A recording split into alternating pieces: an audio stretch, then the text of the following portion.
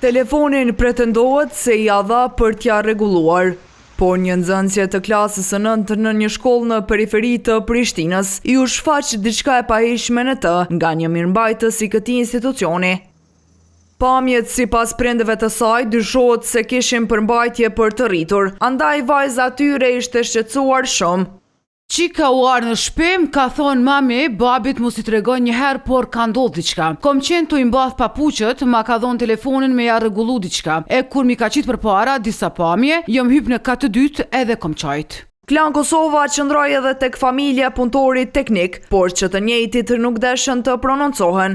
Vetë mirëmbajtësi nuk ishte prezent në punë të hënën, pasi është pezulluar me urdhër të drejtorit, i cili po ashtu nuk ishte i pranishëm të hënën në shkollë për siç u tha arsye shëndetësore. Për rastin u njoftua dhe drejtoria komunale e arsimit që mori masa për punonjësin. Punëtori teknik është në komision disiplinor, i cili do ta hetojë rastin e detaje shumë shpejt. Ndërkohë njëjti është liruar nga prania fizike në shkollë derisa të zbardhet e vërteta, me qëllim të shmangjes së ndonjë rasti të ngjashëm. Por një arsimtar nga kjo shkollë, anise në kushte anonimiteti, mohon të ketë ngacmim, duke dhënë një version krejndryshe.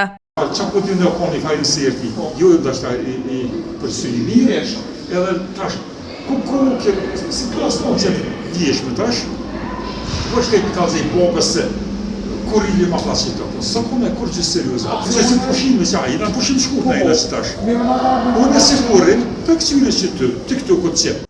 Rasti cili thuhet të ndodhur me 17 nëntor nuk është lajmëruar në policin nga palët.